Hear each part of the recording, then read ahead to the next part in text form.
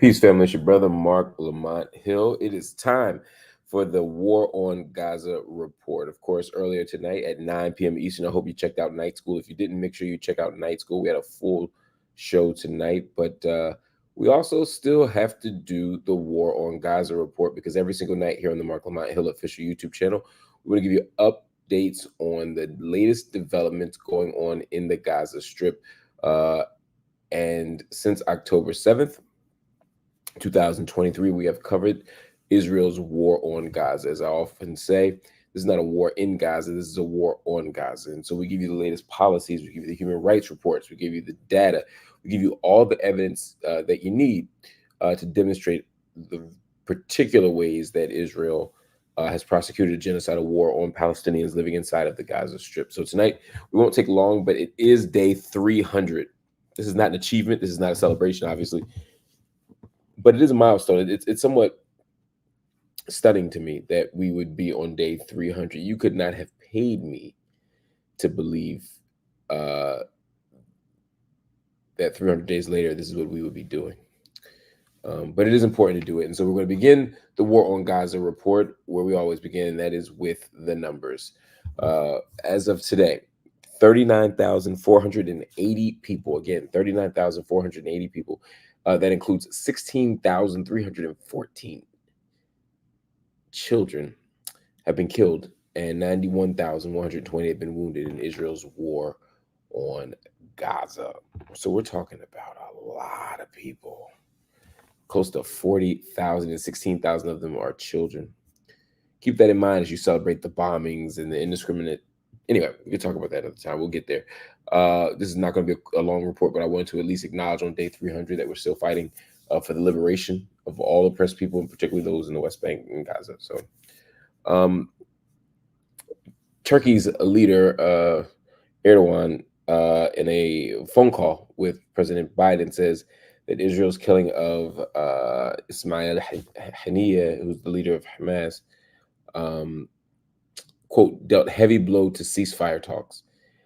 And Erdogan says that, it shows that Netanyahu's government wants, quote, fire in Gaza to spread regionally. I don't know what Netanyahu's goals are, what his aspirations are, what his intentions are. But he's not afraid of provocative gestures, and he's not afraid of creating a kind of pretext for war so that the United States can do what needs to be done. At the end of the day, Netanyahu is very clearly committed to his own self-preservation. Everything else is incidental.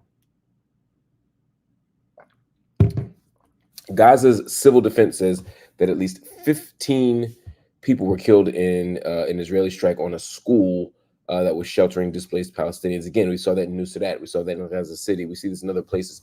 Schools are being used as shelters. They already should be not targeted, but now they're being especially not targeted because they seem to be functioning as walk-up clinics, shelter, all these things. And yet, in Gaza City and Nusrat, and I believe in Khan Yunis, we continue to see bombings in the last week.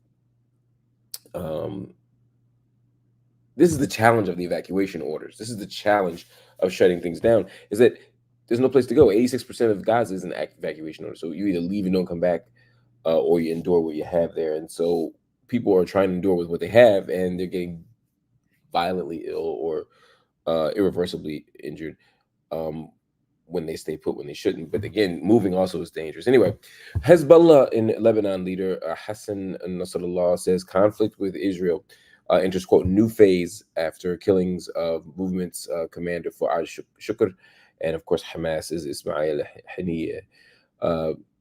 Israel's Netanyahu says the country is, quote, at a very high level of readiness for any scenario. A high level of readiness sounds maybe like collective fear and paranoia. A kind of fear that doesn't affect how you navigate everyday life, but it makes you think about national security differently. It makes you be willing to sacrifice your civil liberties for the greater good. So we'll see. Anyway, Al Jazeera journalists are gathered in our headquarters. I'm saying I am a journalist for Al Jazeera, but they are gathered in Qatar to condemn the killing of Ismail al-Ghul and Rami Arifi, all of whom have been in Gaza. So my shout outs My prayer, my support, my solidarity goes to my colleagues at Al Jazeera who are standing in the gap, trying to preserve a tradition, but also try to tell the story, try to tell the truth. Anyway, y'all, that is the Gaza report. There's a war on Gaza report. Like I said, it's going to be a short one tonight, but we're on day 300. This is unimaginable and it's unconscionable. Let's fight. We just got to fight, y'all. We just got to fight. Anyway, I'll see you tomorrow. Peace.